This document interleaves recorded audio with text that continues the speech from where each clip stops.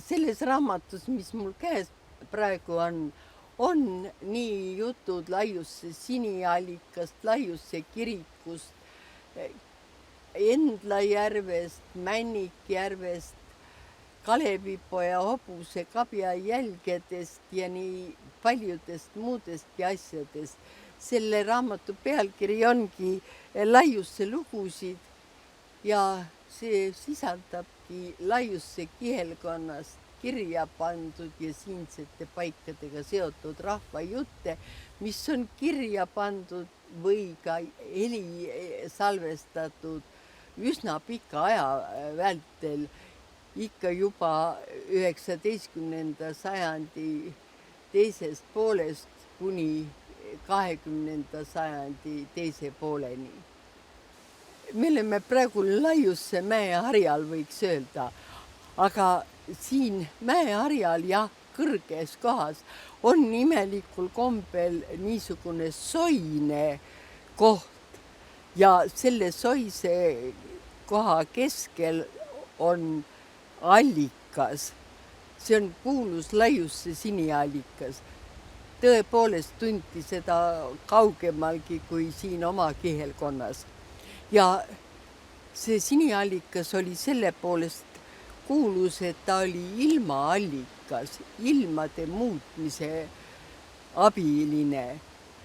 Kui olid väga pikad kestnud põuad ja no talurahvale olid vanasti ikkagi ilm oli väga oluline, kas tuli õigel ajal vihma või ei tulnud, sellest sõltuski kogu see kasinsaak.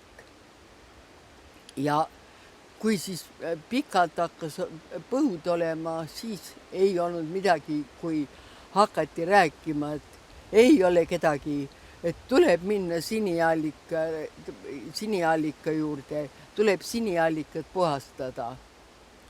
Ja erinevaid teateid on selle kohta, aga sageli küll nimetatakse nende siniallika puhastamise teadetes, et seda pidi tegema 3 lesknaist ja vahel on veel täpsustatud, et need lesknaised pidid olema ka ühenimelised, kas siis 3 Anne või 3 Marit või. Ja nad pidid seda puhastama tulema ka puhastama just niisugusest risust ja samblast, mis sinna võis olla kogunenud. Et puhastamiseks siis oli kaasa neil võetud rehad ja konksud ja oli ka nimetatud, et võeti kaasa leivakannikas ja lauluraamat. No leib oli ka, leib oligi ju see, et see oli seotud viljaga ja ühtlasi leib oli ka niisugune kaitsva mõjuga. Ja lauluraamat oli teadagi, see võis kaitsta kõikide kurjade jõudude eest, seal oli Jumala sõna ja kaane peal oli rist. Ja need lesknaised siis tulid siia siniallikale ja rookisid seda või puhastasid kõigest niisugusest sinna langenud või kasvanud niisugusest samblast ja veerohtudest ja sinna langenud võib-olla risust tegid ta puhtaks. Ja siis usuti päris kindlalt, et selle peale hakkab siis sadama. Ja nagu rahvasuu ikkagi on rääkinud, et see üldjuhul ikka aitaski. Lõpuks tuli vihma. Aga mõnikord oli jälle nii, et hakkaski sadama, aga nagu meiegi teame, praegugi juhtub ju järjest nii, et on pikk kuiv ja kuum aeg ja siis äkki hakkab sadama ja ei saja sugugi 1 ja 2 päeva, vaid 2 nädalat ja 3 nädalat. Ja siis oli jälle teistpidi häda. Vanasõna veel ütleb niimoodi, Eesti vanasõna, et et vihmalapsed nutavad kõvemini kui põualapsed. Et see vihm võis ju ka kõik hävitada. Ja siis tulid jälle need lesknaised ja siis kaeti see allikas niisuguste samblamätastega ja siis pidi vihm üle jääma. Et nende lugude mõte oli siiski selles, et see allikas oli nagu taevaga ühenduses ja sellest siis selle allika seisukorrast, kas ta oli puhas ja selge või kaetud, siis sõltus vihm ja põud. Mattias Johan Eisen kirjutas 1920. aastal oma Eesti kohalikes muistejuttudes. Laiuse elanikud tahtnud korra siniallika sügavust mõõta. Sõlmivad mitu köit teineteise külge, kivi otsa, lasevad allika põhja. Ei tunne aga allikal mingisugust põhja all olevat. Tõmmavad köie üles, ei midagi köie otsas, teist korda mõõtma. Seovad paja köie otsa. Välja tõmmates näevad kohkudes. Verine oina pea paja asemel köie otsas. Tahavad sellegi pärast veel 3. korda mõõta. Seovad katla kivi otsa. Korraga kuulevad kedagi alt allikast hüüdvat. Kui te mõõtmist järele ei jäta, toon teid kõiki siia alla mõõtma. Hirmul jooksevad mehed siniallikalt koju, sest ajast peale ei julge keegi enam siniallika sügavust mõõta. Me oleme praegu Laiuse kiriku juures ja see kirik asetseb Laiuse mäe jalamil. Aga algselt, kui tekkis siia kanti kiriku ehitamise plaan, siis ei olnud seda kohta veel silmas peetud ja seda üritati mitmesse kohta hakata ehitama, aga ebaõnnestunud. Ja siis otsustati, et kuidas seda õiget kohta leida. Võib-olla leiavad loomad selle paremini kui inimesed. Et selle taga on muidugi uskumus, et loomad võib-olla on kuidagi juhitud kõrgemalt poolt ja inimestel pole nagu niisugust otseühendust. Ja siis võetigi 2 särga, kes rakendati vastu oksa kuuse külge. Nii et siis latv oli, nad vedasid nagu ladvast ja vastu oksa. Ja tulidki need härjad ja jäidki peatuma praeguses kiriku asukohas. Ja sellega oli asi otsustatud ja tööd võisid alata. Seda juttu, see ja paljudki muud jutud, mida räägitakse kirikute ja muude paikade kohta, on laialt levinud ja ei ole sugugi seotud ainult Laiuse kirikuga, vaid ka teiste kirikutega ka Eestimaal ja muude pühapaikadega kaugemal. Kui Laiuse kiriku asukoht oli saadud ärgade abiga kindlaks, siis hakati siia ehitama. Aga juhtus nii, et ikkagi ei läinud hästi. Kõik see, mis päeval tehti, öösel lõhuti jälle ära. Hommikul mitte midagi. Jätkati tööd, jälle laoti müüri ja järgmisel hommikul sama lugu. Jälle oli ära lammutatud.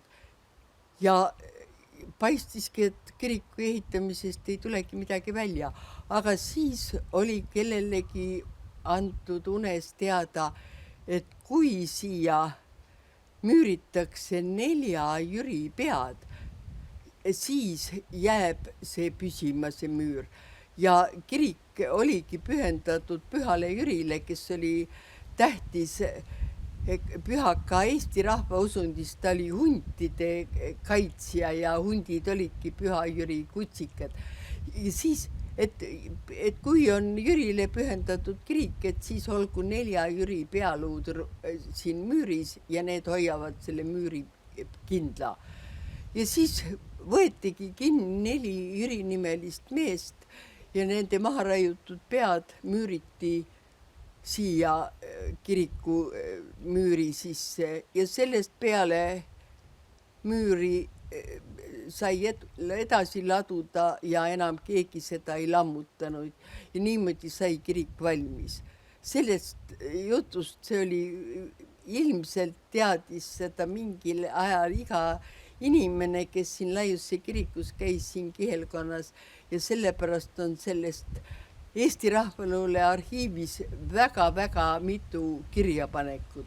Mõnedes öeldakse näiteks, et need olid 3 need Jürid ja aga me näeme siin küll, et siin on ilmselgelt 4 lohku müüris.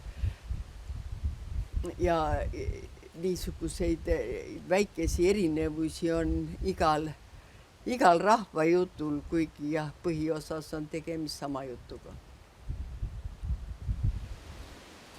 Efrosiine Kukemelk saatis 1933. aastal Eisenina sellise loo. Vanasti, kui kella ei olnud, otsustati kellaaega Kuke laulu järele. Keegi tüdruk, kes elas kiriku ligidal, tahtnud minna esimese püha hommikul kirikusse. Jumalateenistust peetud siis kella 5 ajal hommikul. Tüdruk kuulnud, et Kukk laulis. Ta arvas, et kell on juba 5 ja hakanud ennast kirikusse minekuks riidesse panema. Kui tüdruk teed mööda kiriku poole näinud ta, et kirikus tulevad, kuna teel ainustki kirikulist ei näinud. Kui ta kirikusse jõudnud, oli juba kirik rahvast täis, kuid siiski saanud ta koha. Kui tüdruk oma naabrit silmitsenud, näinud ta, et see oli tema surnud õde.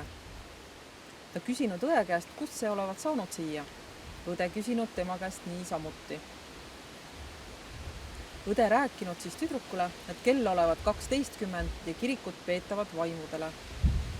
Ja tõesti olnud kirikus kõik ümbruse surnud inimesed. Jutlust pidanud ka üks surnud õpetaja. Edasi õpetanud õde, et tulevad varsti une koputaja ja koputavad nende pealuud läbi. Surnute pealuud kõlisevad. Ja kui sa elav inimene siin oled, siis pead sa meiega kaasa tulema, tähendanud õde. Siis käskinud õde tüdrukul võtmed võtta ja õde asetanud nad tüdrukule pääle. Kui unekoputaja tuli koputama pealuid, kõlisenud ka tüdruku pealuu. Nii pääsenud tüdruk kirikust eluga.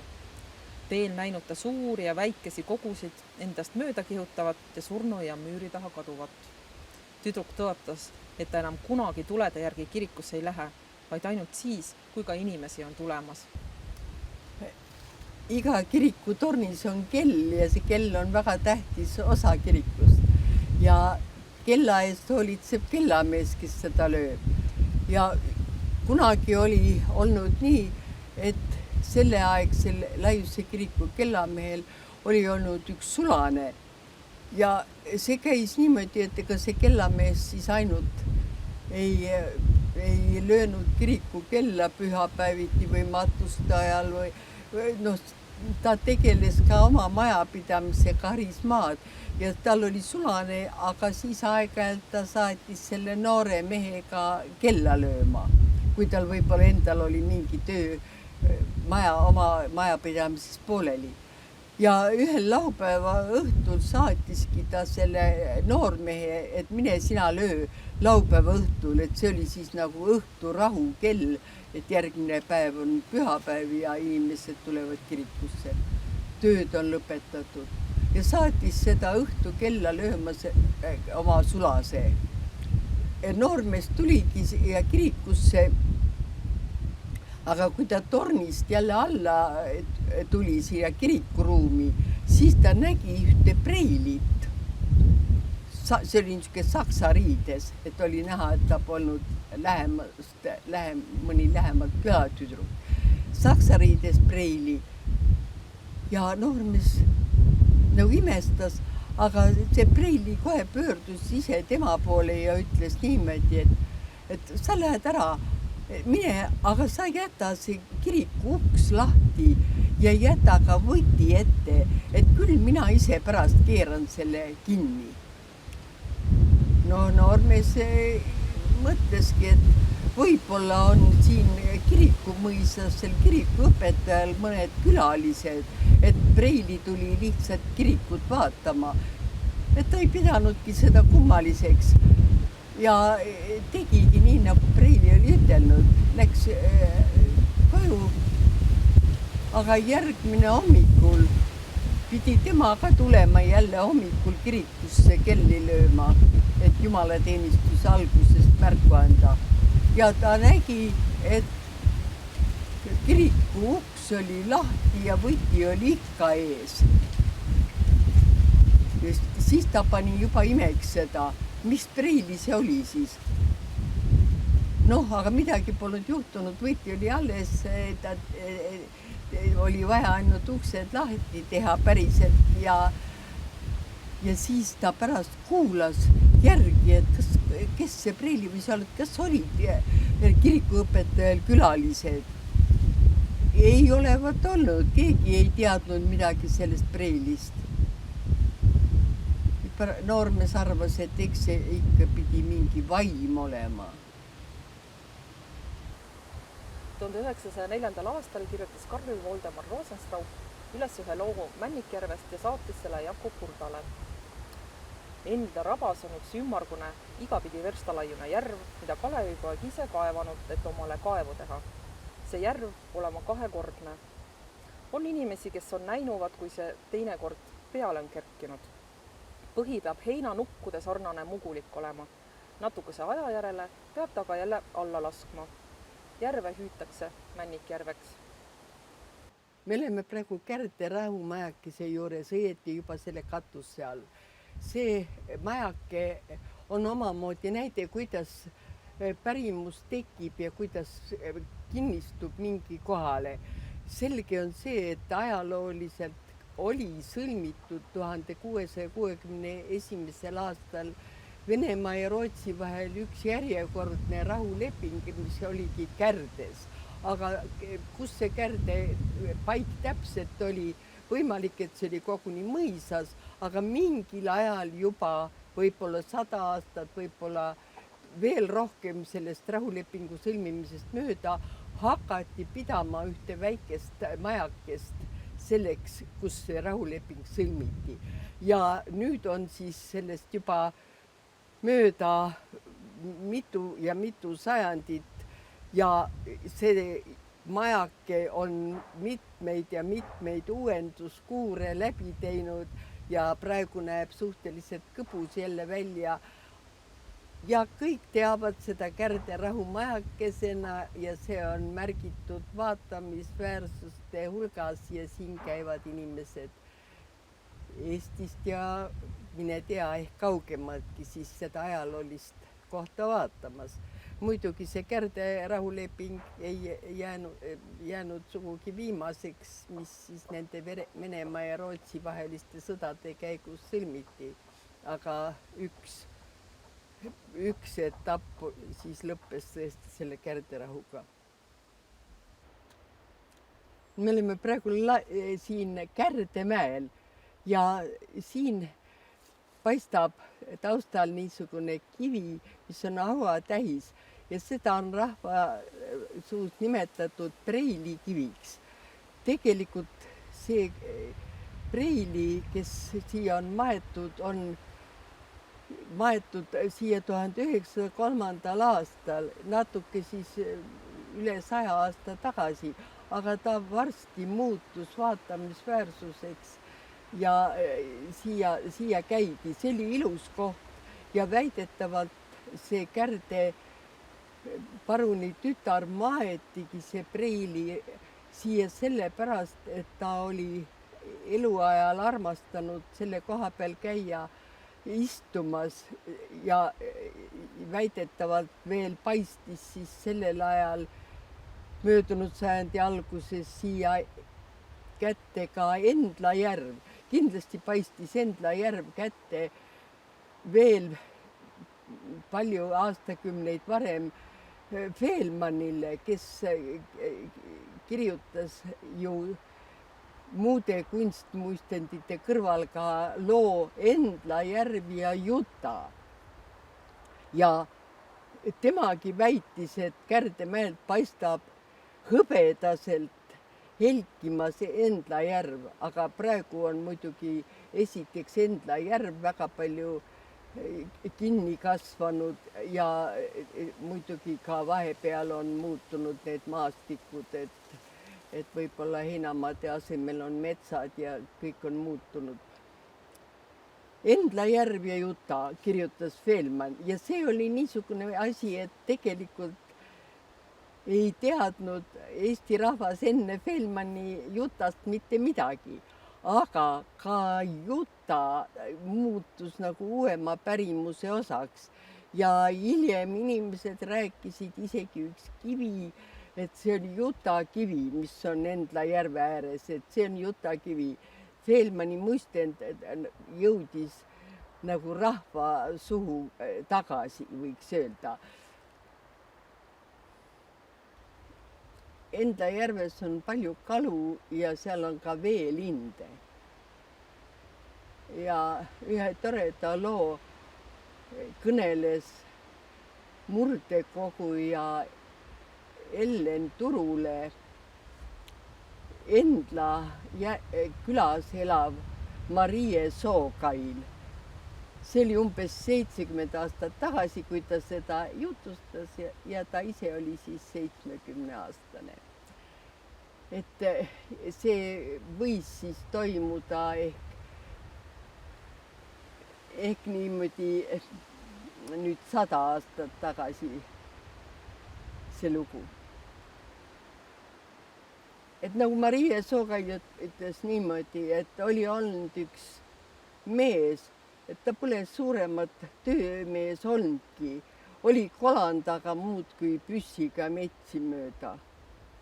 Ja ükskord oli läinud siis ruubaga, see ruubaks kutsuti niisugust lameda põhjaga paati ja seda kutsuti ka küna. Ja ta oli läinud, see mees siis püssiga ja ruubaga Endla järvele parta laskma. Aga kuidagi oli nii läinud, et pole ta saanud veel parte lasta ega midagi, aga ruup oli läinud ümber. No siis suure hädaga oli mees saanud ikka ühe pilliroo mätta peale, eks see Endla järv kasvabki kinni ja seal on niisugusi pilliroo mättaid.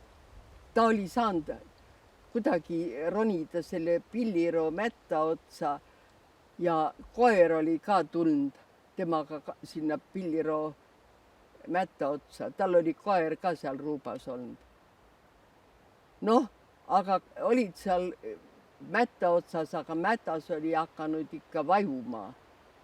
Ja mees oli hädaga hakanud karjuma, appi karjuma ja läkski veel hästi, et ühed eenalised olid kuuld kaugemalt ja olid tulnud siis teise ruubaga järve peale ja siis toonud selle mehe kaldale. Muidu oleks ta ära uppunudki. Ega tema pole ujuda osanudki, aga koer oleks muidugi välja ujunud. Koerad ongi osavad ujuma.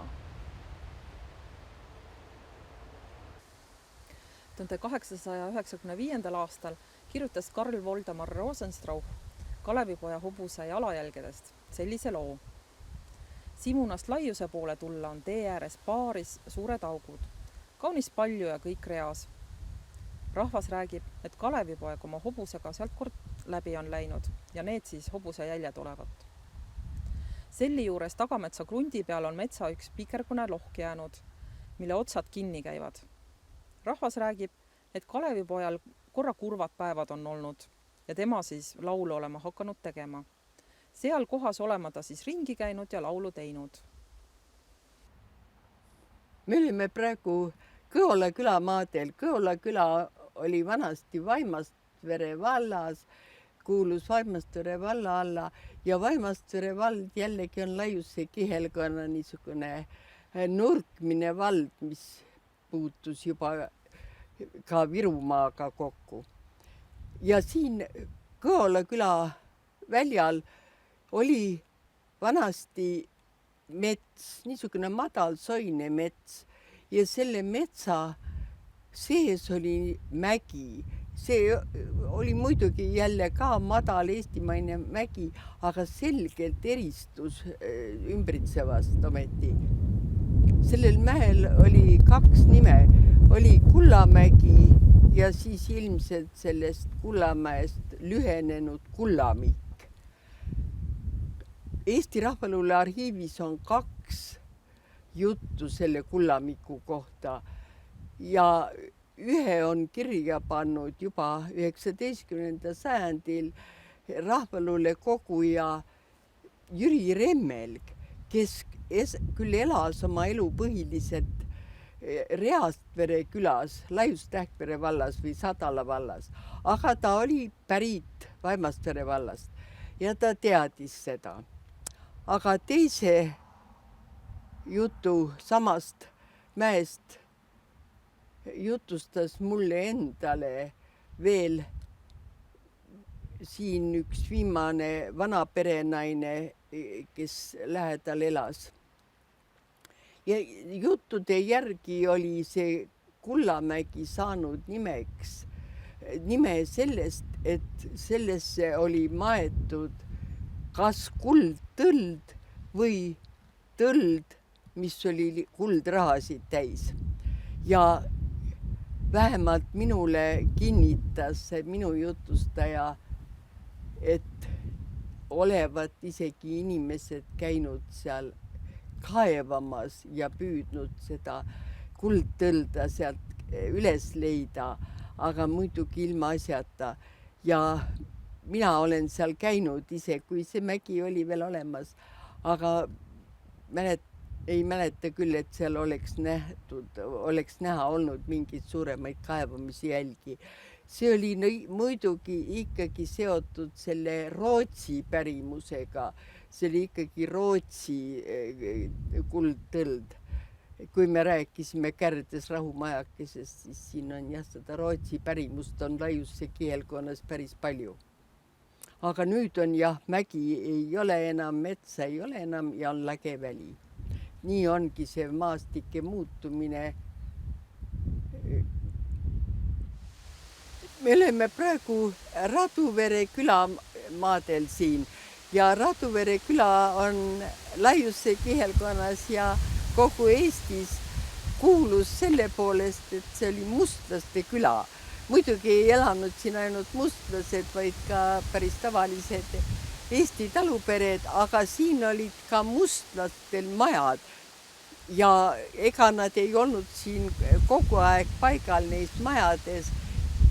Nad võisid rännata mööda maad ja kaua aega siit Raduverest ära olla, aga oluline on see, et siit ei ole kuigi palju maad enam Laiuse kirikusse ja kõik Laiuse mustlased, need kinnistatigi siia nagu Laiuse kiriku kogudusse, sest sellel ajal ei olnud ju eraldi perekonna seisuameteid ja perekonnakirjade pidamist. Kuskil pidi olema kirjas inimese sünd ja abiellumine ja surm lõpuks. Ja Laiuse mustlaste jaoks oligi see Laiuse kirik. Aga kuna siin oli see keskus, siis oli ümbruskonnas neid rohkem kohata, ükskõik kuhu nad siis suundusid. Et mäletad veel, minu vanemadki rääkisid, et mustlased tulid siis sealt Vaimastvere vallast läbi ja kui küsiti, et kuhu te lähete, siis olid nad sageli ütelnud, et ikka põhja poole. Ja see oli siis nagu üks niisugune suund, et põhja poole ja vahel mindi võib-olla ka lõuna poole, aga siis ei tulnud nad enam läbi Vaimastvere valla. Ja kuna siis kirikus oli sellel ajal pidid ju kõik täiskasvanu ikka jõudnud käima ka leerikoolis, siis jällegi minu perepärimuseski on mitmeid lugusid selle kohta, et kuidas need mustlase poisid olid ka leerikoolis käinud, aga nendega oli see häda olnud, et kui teised õppisid ja käisid korralikult koolis ja õppisid juba koolis usuõpetust, siis mustlasi siiski sellel ajal väga ei sunnitud ja vist see ei olnud ka eesmärgiks, et nad suuremat koolis ei käinud. Ja siis nad jõudsid sinna leerikooli nagu ette valmistamata ja juhtus igasuguseid koomilisi asju, näiteks, et üks niisugune tähtis usuõpetuse punkt ju 10 käsku on, aga siis, kui üks poiss, üks mustlasnooruk oli juba käinud seal leerikoolis ja teine oli valmistumas minema ja oli küsinud teise käest, et mitu käsku on. Ja see oli ütelnud, et 12. Ja siis teine oli ütelnud, et ei, ära sa selle jutuga minegi, et seda on ikka väga vähe. Et mina ütlesin 20, aga õpetaja ka saatis minema. Nende mustlaste sissetuleku allikad olid vanasti väga juhuslikku laadi ja tihtipeale nad lihtsalt küsisid taluperedest toitu. Ja minu pereski räägiti, et kui nad tulid tallu, et siis küsisid ikka ühte teist mitmeid toiduaineid ja ka liha ja öeldi isegi nii, et seda nimetati maarumiseks või ka sõna manguma on mustlaskeelest nagu mustlaste uurija kõige muu kõrval oli ka akadeemik Ariste, ka mustlaste uurija ja tema ongi kirjutanud sellest, et need sõnad maaruma ja manguma ongi pärit mustlaskeelest. Ja siis need mustlase naised maarusidki nii, et anna natuke liha ka, et anna kas või musta küüne jagu, et siis niisugune õhuke viil nagu sõrmeküüne all musta on.